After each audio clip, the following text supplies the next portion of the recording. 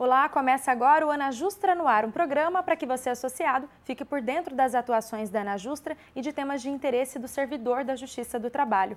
Nesta edição, falaremos com o advogado Ibanez Rocha, que é presidente da OAB Distrito Federal para o triênio 2013-2015 e também assessor jurídico da Anajustra. Senhor Ibanez, obrigada pela sua presença conosco. Eu é que agradeço a você e a todos os nossos associados. Hoje nós vamos falar sobre a ação dos 15,8%. O senhor pode nos explicar o que deu direito a esses 15,8%? Nós temos uma situação no âmbito do governo federal de total desatenção ao serviço público, em especial ao Poder Judiciário. E dentro desse bojo de desatenção, de não atendimento das reivindicações, o que tem sido imposto é que várias outras categorias que têm tido maior poder de organização, principalmente por seus líderes, como Câmara, Senado, Tribunal de Contas, têm alcançado índices de reajuste e melhorias salariais bem mais avançadas do que as do Poder Judiciário como um todo. Esse ano é que parece que teremos uma boa modificação em virtude da posição do presidente do Supremo Tribunal Federal, que tem imposto um ritmo de negociação muito forte. No bojo desses reajustes, o Senado Federal concedeu esse reajuste de 15,8% através de uma medida encaminhada pela Presidente da República ao Congresso Nacional e aprovada esses 15,8% na forma de reajuste geral. E isso não foi aplicado aos servidores do Poder Judiciário.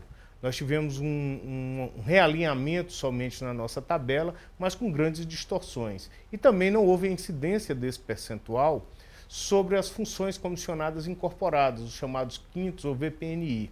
Então existe uma grande diferença a ser buscada, uma diferença que está fazendo muita falta a todos os servidores do Poder Judiciário, até porque essa matéria e esse repasse desse percentual já foi analisado em outras situações pelo Tribunal de Contas da União, dado como legal, e também pelo Supremo Tribunal Federal, quando ainda do reajuste anterior dos servidores do Tribunal de Contas da Câmara e do Senado.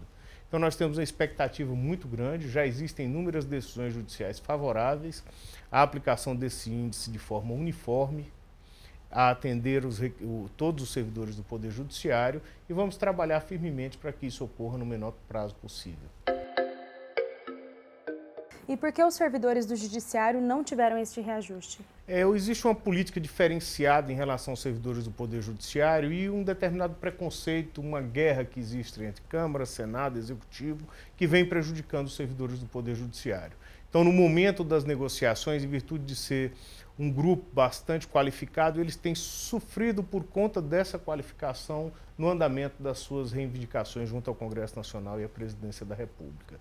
Essa política tem que ser modificada, o Poder Judiciário tem que ser valorizado, os servidores do Poder Judiciário têm também que ser valorizados, e isso tem ocorrido de forma constante, não só em relação aos servidores, mas também em relação a magistrados, e o reflexo maior nós estamos vendo em decisões do próprio Supremo e do CNJ concedendo vantagens para os magistrados que outrora não se via. Então, isso chama a atenção para um momento muito especial da Justiça e da Justiça do Trabalho, que é quem distribui justiça social nesse país. Tem que se ter atenção aos servidores do Poder Judiciário e ao Judiciário como um todo, como sendo um ponto de equilíbrio na sociedade. E isso não tem sido a visão do governo federal, da Câmara e do Senado. Como está atualmente o andamento da ação dos 15,8%? A ação dos 15,8% vai ao Tribunal Regional Federal agora, onde já existem algumas decisões favoráveis. E nós temos expectativa que no primeiro semestre ainda do ano que vem a gente tenha julgamento dela já em segunda instância.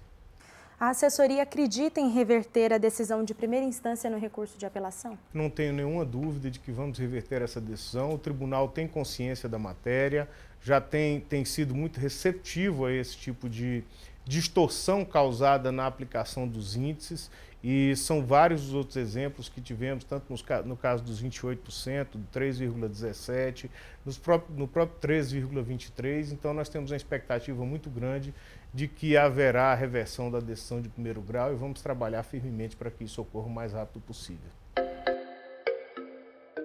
Quanto a esta ação, a edição da súmula 88 pode ter algum reflexo? Não acredito na aplicação, porque se trata, mais uma vez, da distorção da aplicação daquilo que seria o reajuste geral que está previsto na Constituição Federal. Não se pode tratar os iguais de forma diferente. É diferente da questão da isonomia, onde você utiliza somente o argumento da isonomia para conceder reajustes. O que se tenta nesse âmbito da ação judicial é demonstrar que houve um tratamento ilegal, e não anti-isonômico só, mas aquele que afronta a Constituição daquilo que diz respeito ao reajuste geral. O governo tem que aprender a tratar as questões de reposição salarial, reajustes gerais e separar isso dos planos de carreira. É essa diferenciação que falta, são esses estudos e o conhecimento que está faltando ao governo federal na aplicação desses índices. Quem pode aderir à ação dos 15,8? Todos aqueles associados, tendo em vista que quando da chamada para a Assembleia Geral, já ficou determinado que todos aqueles que se enquadrarem na situação, todos aqueles que sejam servidores mais antigos ou mais novos, terão direito de fazer a sua execução, tendo em vista que houve uma chamada nacional para a Assembleia. E do ponto de vista técnico, esse índice incide sobre toda a tabela, então atinge a todos aqueles servidores. Após ser aplicado a tabela de vencimentos, é que vai se verificar os ganhos que houveram posteriormente para abater. Então todos os servidores teriam direito, todos aqueles associados, à execução do julgado. Então, em caso de vitória, a decisão se estenderia também aos servidores não associados? Não, nós temos que estar associados. A decisão é coletiva, o processo coletivo atinge aqueles associados. Certo. Muito obrigada mais uma vez, senhor Ibanez, pela sua presença. E o Ana Justra no Ar fica por aqui. Até a próxima.